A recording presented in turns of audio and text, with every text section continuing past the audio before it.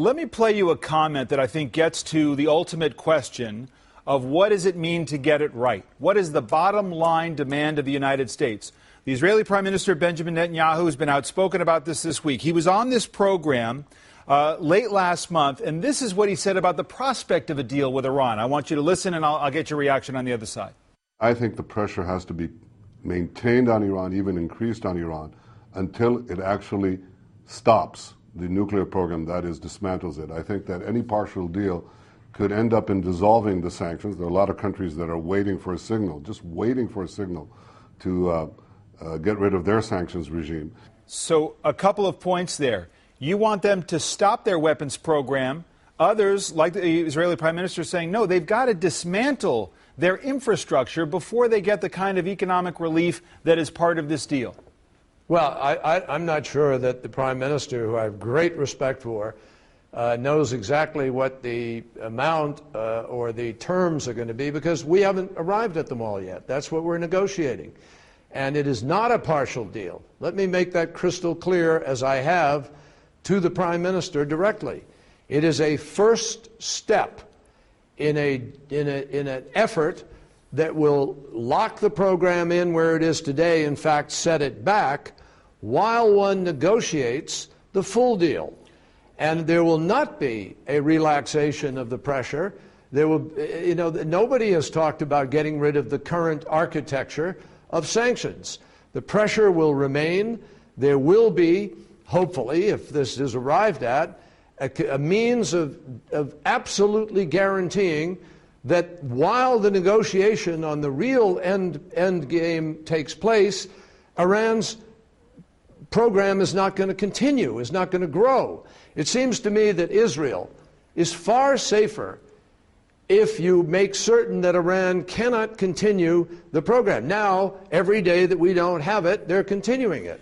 So I think the American people and most people in the world want the President of the United States, with the awesome power that we have, to exhaust all the diplomatic remedies before we resort to the use of military force, if we had to. And nothing is off the table. That option is not off the table. Nothing is off the table, David. But here's the question. If the only reason they're coming to the table now is because they feel the economic pain of sanctions. It's not just the Israelis, it's the Saudis, it's Republicans in Congress who have said, if that's the only reason they're coming to the table, what's the rush? Why not increase that economic pressure so you get not just a halt, but actually get a dismantlement of the architecture, which is the goal the president seeks? Because the president believes, as I do, that the pressure exists today, which is why they're willing to negotiate. I mean, look, I was there and I voted for these sanctions. We voted for these sanctions in order to bring Iran to the negotiating table.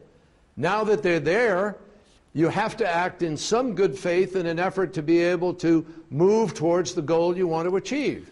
If, as their act of good faith, they freeze their program and allow us absolutely unprecedented access to inspection and do other things, I'm not going to go into the list, but if they do the things that we believe is necessary so that we can guarantee we know what is happening and we can move it back while we negotiate the end game, it seems to me you've got to do something that indicates your good faith. Now, we're not, the president has made it clear, he will not reduce or change the overall core architecture of the oil sanctions, banking sanctions. Iran will still be under enormous pressure precisely to complete the task. So I think there's a lot of hype and an awful lot of speculation about what is going on here, when all that is happening is an effort through the sanctions Congress put in place to get negotiations, when those negotiations hopefully produce an actual result.